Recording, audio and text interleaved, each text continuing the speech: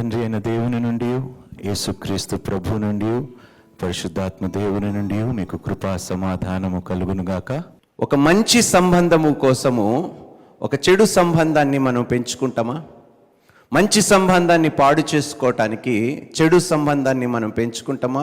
చెడు సంబంధంతో మనం చెడు సంబంధము కలిగి ఉంటామా? మీరే చెప్పాలి. ఉండవు కదా.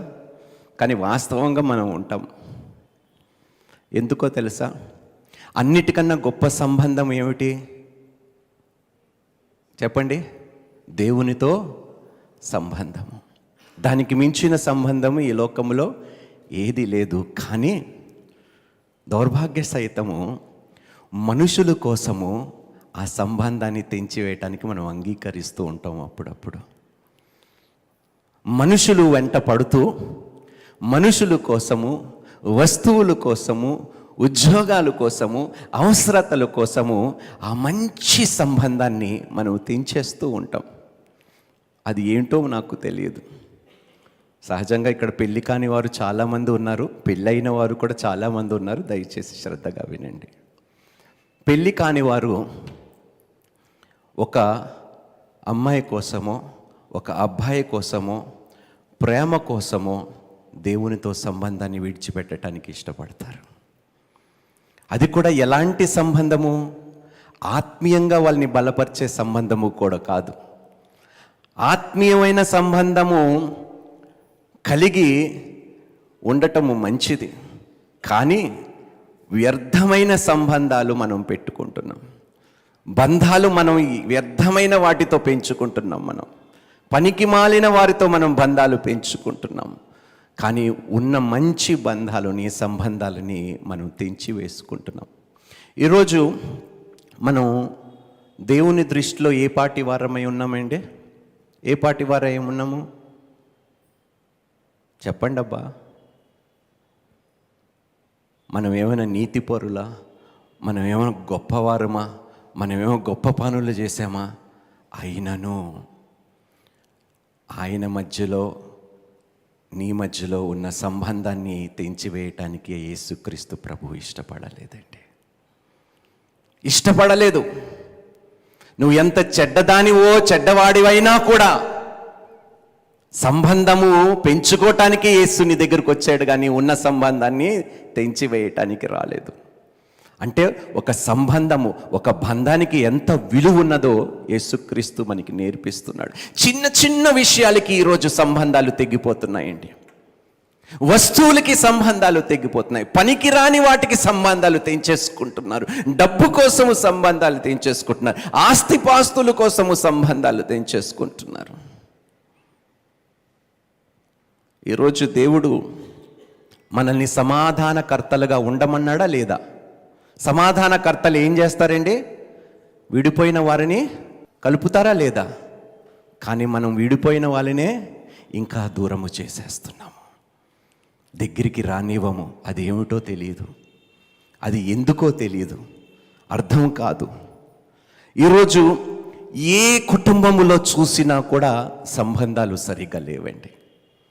మీరు ఏ గృహాన్ని దర్శించండి, ఎక్కడికి అమ్మ, దెర్ ఇస్ నో ఎక్సెప్షన్. ప్రతి గృహములో ఏదో ఒక సంబంధము తెగిపోయి ఉన్నది. ఈరోజు భార్యాభర్తల మధ్య కావచ్చు, తల్లిదండ్రులు పిల్లల మధ్యలో కావచ్చు, అన్నదమ్ముల మధ్యలో కావచ్చు, అక్క చెల్లెల మధ్యలో కావచ్చు, అత్తవారు కోడల మధ్యలో కావచ్చు. ఎక్కడ చూసినా ఏదో ఒక బంధము తెగిపోయి ఉన్నది. కానీ దౌర్భాగ్యం ఏమిటంటే దాన్ని బాగు చేసుకోవాలనే ఆశ ఎవ్వడికి లేకుండా పోయింది. తెగిపోయిన దానిని మనము జతపరచాలి, మనం బాగు చేయాలి, సంబంధాన్ని మనం తిరిగి కట్టాలనే ఆలోచన లేకుండా పోతుంది. పోతే పోని అనే ఆలోచనలోనే మనం బ్రతుకుతున్నాం ఈరోజు క్రైస్తవులుగా. అది కూడా రక్షింపబడిన క్రైస్తవులుగా.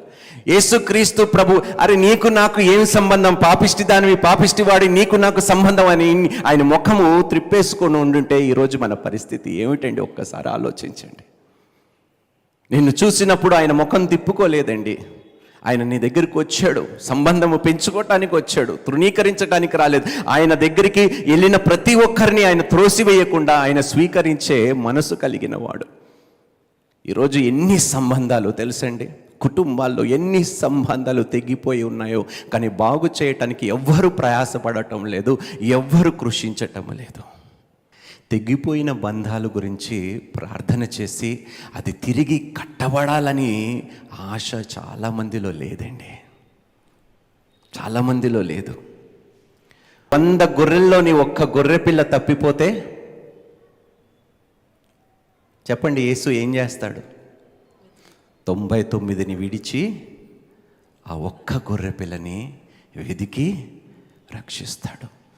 ఒక్క దానితో కూడా సంబంధము పోకూడదు అని యేసుక్రీస్తు ఆలోచన, ఉద్దేశము, అదే మనసు, అదే ఆలోచన. నా కుటుంబంలో ఎవరితో కూడా నా సంబంధము చెడిపోకూడదు, ఇదే నా ఆశ ప్రభువా. నీ కుమార్తెగా నేను ప్రయాసపడతాను, ప్రార్థన చేస్తాను, వేకువజామునే లేచి, పెందల కడనే లేచి, ఉపవాసం ఉండి తెగిపోయిన బంధాల గురించి నేను ప్రార్థన చేస్తాను అన్న క్రైస్తవులు ఎంతమంది ఉన్నారు ఈరోజు? ఎంత తేలిగ్గా తీసుకుంటున్నామో బంధాలని మనం. పోతే పోయాడు, వాడు కర్మ అనే మనస్తత్వము కలిగే మనం బ్రతుకుతున్నాము, కానీ దాన్ని బాగు చేయాలనే ఆలోచన ఈరోజు ఎవరికీ లేదు. ఏ ముఖము పెట్టుకొని మనం యేసుక్రీస్తు ముందు నిలబడతామండి? అవకాశం ఉంటుండగా, సంబంధాన్ని బాగు చేసే అవకాశము ఉంటుండగా అది బాగు చేసుకోకుండా ఆయన ముందు నిలబడి ఏ ముఖము పెట్టుకొని మనం వెళ్తాము? కొన్ని సంబంధాలు దేవుడే తెంచి వేస్తాడు. ఆ తెగిపోయిన సంబంధాలని బాగు చేయటానికి మళ్ళా మీరు బయలుదేరకండి. పెళ్లి సంబంధాలు కాదు నేను అంటున్నాను, కొన్ని సంబంధాలు జతపరిచిన దానిని ఏ ఒక్కరు వేరు చేయకూడదు, అలాంటి బంధము దేవుడు ఇష్టపడుతున్నాడు. కానీ కొన్ని బంధాలు, కొన్ని సంబంధాలు ఏవైతే మీ ఆత్మీయతను దెబ్బతీసేలాగా చేస్తాయో, మీ విశ్వాసములో మిమ్మల్ని బలహీనపరుస్తాయో, అలాంటి సంబంధాలని తెంచి వేస్తాడు దేవుడు. అలాంటి వారితో మీరు కలిసి ఉండకూడదనే ఉద్దేశంతోనే వారిని వేరు చేస్తాడు దేవుడు. కొన్ని బంధాలు దేవుడే తీసేస్తాడు, ఎందుకంటే అది మీ ఆత్మీయ జీవితానికి మేలుకరమైనది, శ్రేష్టమైనది కాదు కాబట్టి.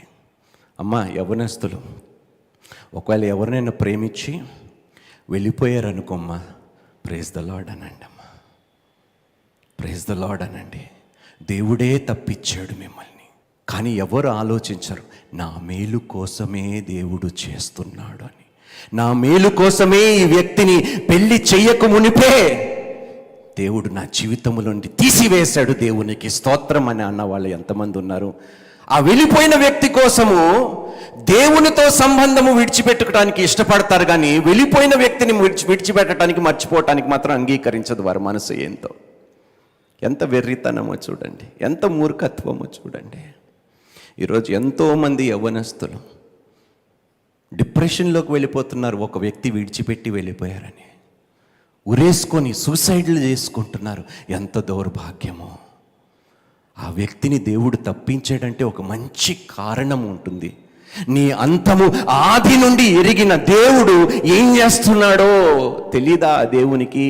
ఎందుకు తప్పిస్తాడో ఒక వ్యక్తిని నీ జీవితంలోండి, ఎందుకు ఆ బంధాన్ని తెంచివేస్తాడో దేవునికి తెలీదా? మీకే అన్నీ తెలుసని మీరు అనుకుంటున్నారా? దయచేసి అలాగ అనుకోకండి అమ్మా. ఒక బంధము తెగిపోయిందంటే, అది వివాహానికి ముందు తెగిపోయిందంటే అది నీ మంచి కోసమే, అది నీ మేలు కోసమే, కుటుంబము క్షేమము కోసమే, నీ పరువు ప్రతిష్టలను కాపాడటం కోసమే దేవుడు ఆ బంధాన్ని తెంచి వేశాడు. ఎంతమంది కుటుంబాల్లో బంధాలు తెగిపోయాయో దయచేసి ఈరోజు మీ పూర్ణ హృదయముతో ప్రార్థన చేయండి. నాయనా, ఒకవేళ డబ్బు వల్ల